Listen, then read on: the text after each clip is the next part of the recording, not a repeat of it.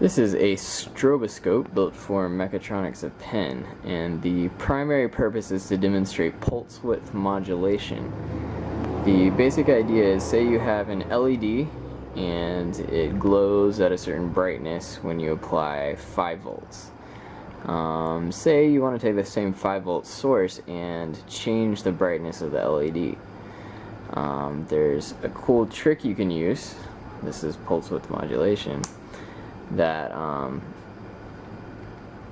if you take the LED and make it blink such that each blink is very quick, so that only a small fraction of the blink is on and the rest of it is off, then as you crank up the frequency of these blinks, eventually the eye perceives them as one continuous light output, and so you can actually give the appearance of a smaller fraction of your voltage source being applied just by changing the it's called the duty cycle, the fraction of each blink which is on.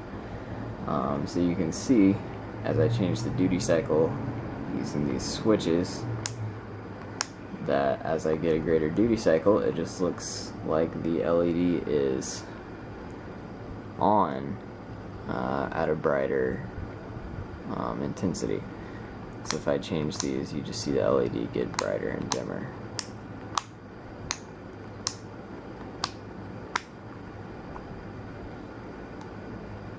Now I have another mode here where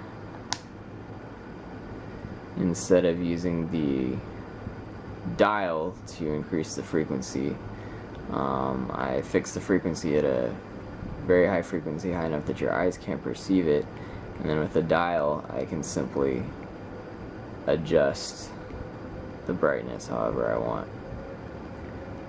And then with the switches I can change to a few preset frequencies to see what that particular brightness looks like when it's decomposed into pulses. Also have a basic demo mode where I take first a bright output and show the pulses comprising it, and then a dimmer output and slow it down so you can see the pulse ratios comprising it, and then an even dimmer one, and again slow it down until you can see the pulses that make it up, and then it cycles through each of these. Now one final demonstration is something called gray codes. So in normal binary you would represent 1, 2, and then both on for 3. And you notice to go from 1 to 2, say I wanted to encode different brightnesses corresponding to 1, 2, 3, and so forth, I would have to say 1 and then switch 1 off at the same time that I switch 2 on. Now of course there's some room for error there. I might get a little flicker as one of the switches contacts first before the other one. So there's actually a way to, using 4 switches you can encode 16 distinct positions. There's a way to encode these positions in such a way that it only takes 1 switch toggling to get to sequential positions. These are called gray codes, and essentially the way it works instead of standard binary is that the least significant bit alternates as you count upward twice as fast as the next bit, which alternates twice as fast as the next bit, and so forth. And I'll show you what I mean. So if we go into the gray codes mode, then you'll see that as I increase the frequency, so you get a continuous light source again, there are 16 distinct light settings which can be accessed as followed: 1, 2, 3, 4, 5, 6, 7, 8, 9, 10, 11, 12, 13, 14, 15, 16.